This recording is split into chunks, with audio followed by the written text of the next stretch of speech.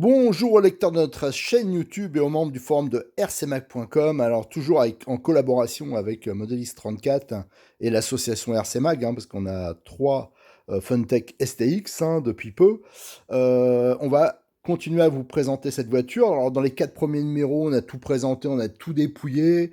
Et dans ce 5e, ce qu'on va faire, on va enfin faire le test. Alors avant de faire le test, on va tout vérifier. Alors j'ai un peu vérifié la voiture. Ce qu'on a fait aussi, c'est qu'on a mis les piles sur la radio. Vous voyez, il y a le voyant vert qui s'allume. Et il va falloir bien sûr charger la batterie. Alors on va faire en 2 étapes. On va faire on a 3 voitures. Je rappelle, on a pris 3 voitures pour l'association. Une qu'on a dépouillée entièrement et qu'on fera des grosses modifs dessus pour essayer d'en tirer un max. Et les 2 autres qui vont rouler normalement en 2 boîtes. Donc là, il y a la batterie d'origine. Alors je rappelle qu'il y a aussi une batterie option qui va pas tarder à sortir avec plus d'autonomie. Il y a la prise DIN, donc ça c'est classique, ça c'est très bien, que la prise d'équilibrage. Et donc il y a ce petit chargeur USB qui est livré avec, que je vais tester dans la seconde partie de la vidéo. Et pour comparer, on chargera aussi avec un chargeur de ce type. Ici, vous avez le très bon au niveau rapport qualité-prix Connect Multisan. Donc, il y aura le gros avantage de pouvoir charger votre batterie beaucoup plus rapidement et normalement en la préservant. Donc ça, on va faire le comparatif. On va prendre un chargeur même encore plus haut de gamme et on va charger la deuxième batterie avec et on va comparer grâce à ce petit testeur. Ça, celui-là, c'est celui que je conseille tout le temps, qui est vraiment très utile quand on fait de l'ERC. Ça permet de contrôler la batterie, son état, voir si elle est chargée ou pas. Alors, à noter, pensez quand même bien, avant d'utiliser la voiture, de bien lire la notice, notamment au niveau de la charge, de la radio. Vous avez la planche d'autocollant, elle, qui est prévue pour décorer l'aileron. Je ne l'ai pas fait, pourquoi? Parce que, avant de faire l'essai, j'ai une grosse hésitation. Soit je roule avec cette carrosserie-là, style Monster Truck un peu, ou soit j'avais le projet de monter cette carrosserie. Alors ça, c'est une reproduction de Coccinelle voie large 1/10, reproduite par Modis 34, que j'ai déjà monté sur d'autres voitures. C'est la référence C64, si je me plante pas. Normalement, c'est ce qui est marqué derrière. Et cette carrosserie, moi, j'ai vu, normalement, si on veut en faire un Baja, en fin de compte, en découpant les ailes, elle va monter nickel dessus. Et ça, moi, perso, ça m'intéresse beaucoup. Parce que pour le public, c'est sympa d'avoir des carrosseries un peu réalistes, entre guillemets. Donc pour ça, il faudra supprimer de toute façon le support d'aileron et l'aileron et modifier la hauteur des supports. Mais bon, ça, c'est pas vraiment gênant. Donc j'hésite quand même, avant de faire le premier essai, je pense que je vais quand même monter directement les carrosseries que je voulais monter pour les démos. C'est vrai que ça sera quand même beaucoup plus sympa. Alors le premier truc qu'on va aller faire, on va aller voir le branchement, comment ça marche sur l'ordinateur. Alors, on va déjà faire la première méthode de charge. C'est la méthode qui est préconisée d'origine, avec le petit chargeur USB d'origine. Alors, je vais le brancher sur mon ordinateur. Et on peut voir déjà que c'est pas un petit chargeur simple comme j'en ai déjà eu plein, des chargeurs de ce type avec des kits, mais des fois, il n'y a même pas de voyant. Quand il y a un voyant, il est fixe. Là, on voyait un voyant rouge et un voyant vert. Donc, le voyant vert, c'est pour dire que tant qu'il clignote, c'est que c'est en charge. Et quand les deux seront fixes, c'est que la charge sera terminée. Donc, ça permet vraiment de pouvoir suivre la charge. Et on verra après, on va faire l'autre méthode de charge et on testera les deux batteries. Ça permettra de voir celle qui est le mieux chargée.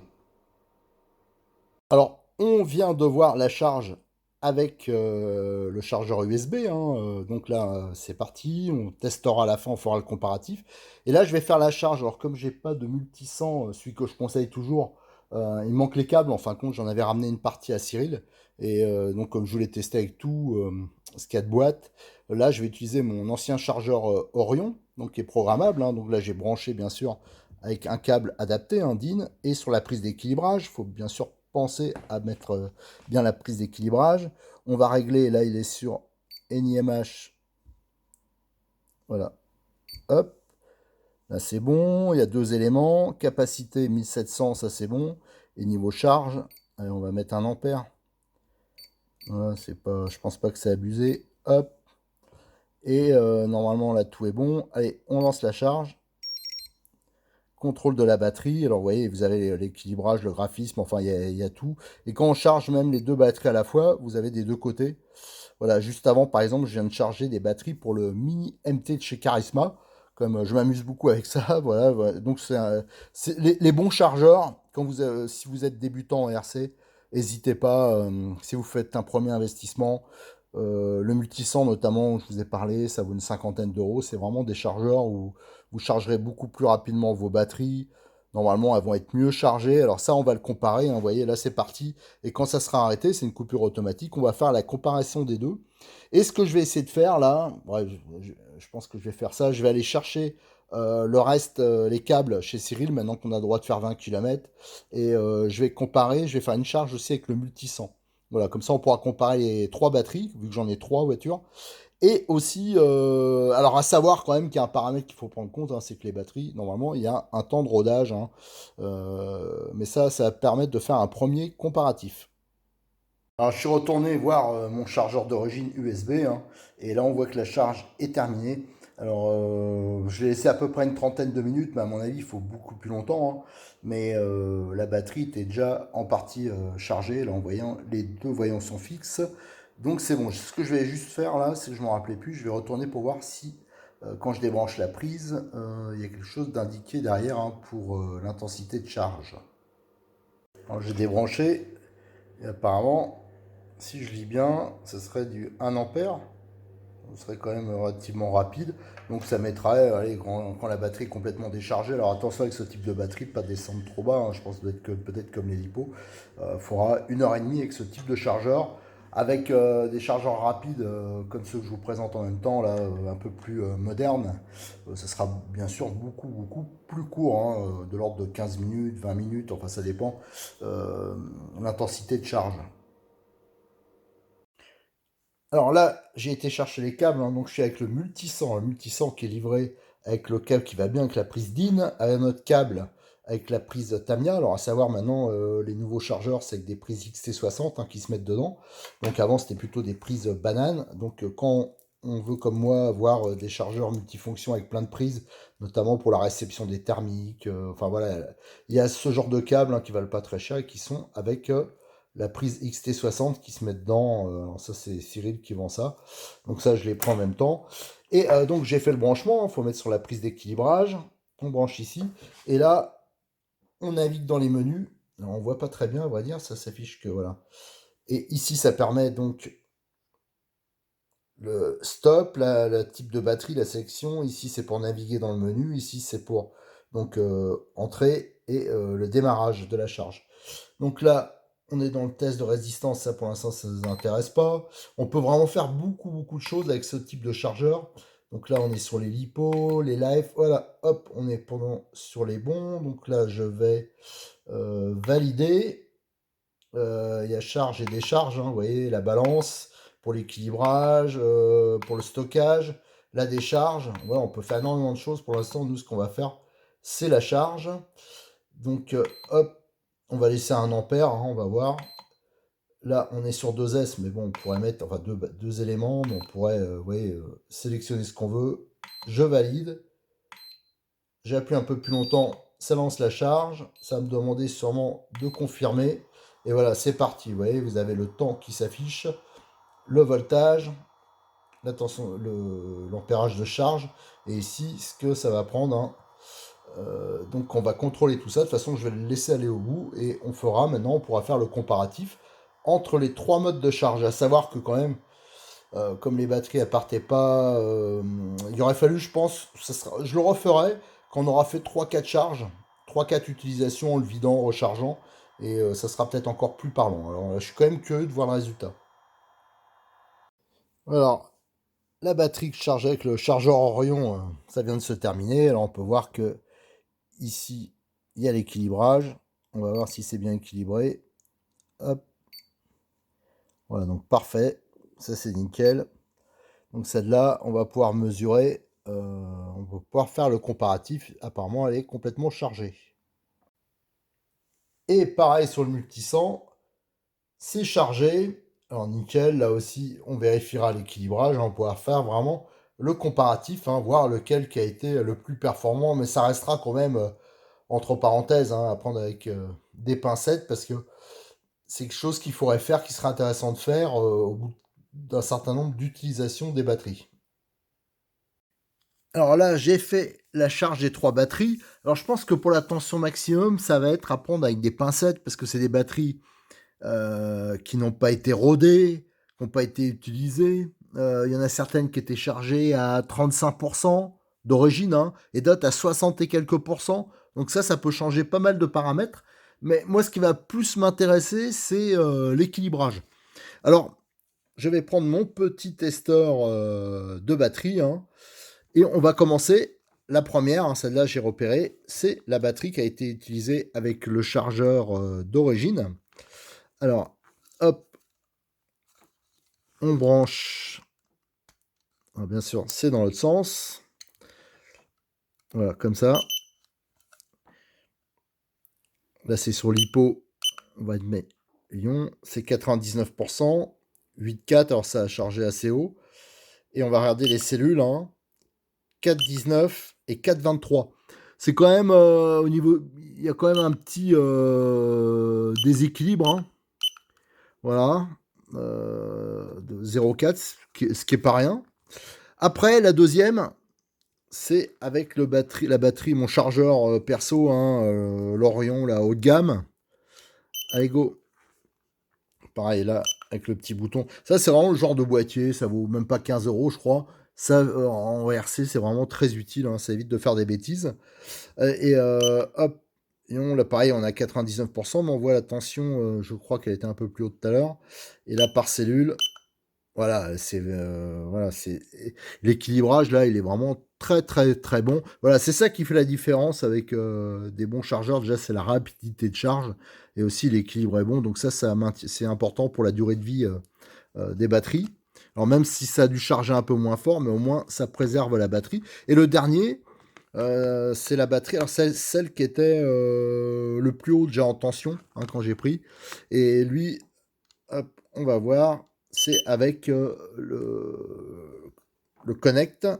Hop, Life. Alors, 80, alors là, ça a pris un peu moins. Voilà. Mais alors aussi, pareil, hein, ce qu'il faut faire la différence, c'est qu'on n'a pas tous chargé avec la même intensité. Voilà, donc il faut jouer aussi avec les programmes. Et au niveau cellules, voilà, l'équilibrage, il est très très bon. Voilà. Donc voilà, ce qu'on peut dire, c'est qu'avec le petit chargeur d'origine, voilà, compter minimum 1h30 de charge. Donc ça veut dire, si on veut rouler régulièrement avec la voiture, il faut au moins 3 batteries, je pense. Donc ça sera quand même un peu long. Et surtout, alors ça charge assez fort, donc ça monte haut en tension, mais par contre, le déséquilibre est quand même relativement important. Alors c'est un peu normal avec ce type de chargeur, mais il est quand même relativement correct, hein, parce que souvent, ce type de chargeur, il y en a qui sous-chargent les batteries, mais beaucoup trop. Moi, je préfère à la limite que la charge ça soit sous-chargé, en fin de compte, mais que ça le préserve. Là, ça a tendance à charger un peu fort, mais par contre, il y a un déséquilibre qui est quand même assez important. Avec la batterie, le chargeur Orion, là j'ai là une charge qui est pas totale, mais bon, moi je trouve qu'avec ce genre de voiture, c'est pas fait pour de la compétition, donc à la limite, si c'est pas à 100%, c'est peut-être pas plus mal, hein, parce que ça va faire perdre quoi, 10 secondes, 15 secondes peut-être, mais sauf que la batterie, ben, on va la préserver. Voilà, et en plus, je vous dis, il faudra vraiment le refaire quand on aura chargé plusieurs fois les batteries pour qu'elles seront rodées. Et avec le batterie Connect, l'équilibre, il est encore meilleur, je crois, si je me souviens bien. Il est vraiment très très bon, l'équilibrage. Et là, ça a été chargé encore un peu moins fort. Voilà. Mais ça, c'est pas un critère qu'il faut vraiment prendre en compte parce que ça peut euh, venir de beaucoup de choses. Disons que voilà, je vous conseille moi quand même de prendre un vrai chargeur, hein, dès que vous pouvez quand vous achetez ce type de voiture. Si vous avez, faut minimum 3 batteries, hein, pour tourner régulièrement, je pense, c'est pas mal. Si vous voulez pas attendre toute la journée pour charger, prenez un chargeur correct, hein, c'est un investissement d'une cinquantaine d'euros. Et Modis 34, il en propose pas mal. C'est celui qui conseille aussi, hein, le Connect. Il est comme moi, il pense que c'est un très bon chargeur. Voilà. Allez, maintenant qu'on a fini les batteries, ben, ce qu'on va pouvoir mettre, c'est ben, la montée sur la voiture. Alors, on va monter la batterie. Alors, à savoir qu'on peut le faire carrosserie montée, hein. C'est un des avantages de ce système latéral, mais visuellement, sur une vidéo, c'est pas terrible, mais ça a le gros avantage, on n'est pas obligé de démonter la carrosserie à chaque fois. Alors, il y a ce petit bouton. Alors, si vous avez regardé les photos, notamment celles que j'ai commencé à mettre sur RC Mag, il y a un système de ressort, hein, c'est plutôt pas mal fait. Et hop, ça s'ouvre très facilement et ça se ferme très facilement. Donc, je pense que le système est vraiment très rapide. Il y a la prise qui sort, la prise d'in. On va voir comment ça s'enquille. Tac. Alors, comment on peut l'enquiller dedans? Est-ce que ça rentre facilement? Ouais, nickel. Voilà. Donc, vous voyez... Ah, j'ai peut-être pas mis... Si, pourtant, c'est bon, là. Ah oui, c'est vrai que si je fais pas ça, ça va pas aller. Voilà, vous voyez, donc c'est très rapide pour le démonter, pour l'ouvrir. C'est vrai que le système est quand même pas mal. À savoir que tout existe en pièces détachées, même le petit ressort, hein, qui est ici, qui est enfermé dans le châssis, il existe en pièces détachées. Donc ça, c'est plutôt pas mal. Voilà, une fois que la batterie est en marche, ce que je vais faire, bon, parce que là, il pleut, enfin surtout, il fait nuit. Donc je pense que c'est la vidéo suivante, on ira essayer, peut-être au domaine Bois de Rose. On ira essayer ça. Et surtout, je me suis décidé, je pense que la carrosserie, je vais mettre celle de la Cox et les amortisseurs, hein, j'avais démonté entre-temps sur la deuxième voiture, celle que j'ai déjà démontée, hein, sur les vidéos précédentes. Et moi, j'ai bien envie quand même d'essayer de mettre de l'huile. Voilà, au moins, voilà, pour le premier essai, parce qu'il n'y a pas d'huile dedans, mais il y a quand même des joints toriques, tout ça, donc je pense qu'il y a moyen de faire quelque chose quand même. Et là, je voulais juste essayer quelque chose. C'est le bouton qui permet de brider l'accélération pour les débutants. Donc ça me semble intéressant de faire le test tout de suite. Et on va tester déjà ce système-là, la direction, si tout est bien réglé. Alors je vais prendre mon petit support là de voiture. Alors c'est pareil, ça il vient de me dire 34, ça existe en rouge, en noir, ça fait des lustres que j'utilise. C'est vachement pratique pour remplir les amortisseurs, enfin pour plein de choses. On va le poser dessus. Ah, là je m'aperçois d'un petit truc, c'est que la voiture, c'est vrai qu'elle a beaucoup de garde au sol. Regardez, c'est énorme hein, par rapport à son échelle. Donc ça touche, mais bon, heureusement, c'est réglable. Hop. Alors, on va le mettre plus haut. Et là, je pense que ça devrait être bon.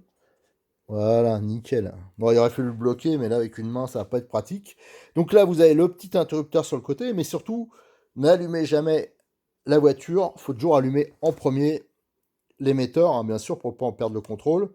Le voyant est vert, c'est que la batterie est bonne. Hop, et là, vous pouvez l'allumer. Là, c'est vraiment le premier allumage hein, que je fais. Voilà, nickel. Donc, allez, on va déjà tester la direction. Ouais, déjà, premier truc qu'on peut voir, c'est que ça braque, c'est assez rapide, le cerveau. Donc ça, c'est plutôt pas mal. Et maintenant, on va tester la progressivité déjà.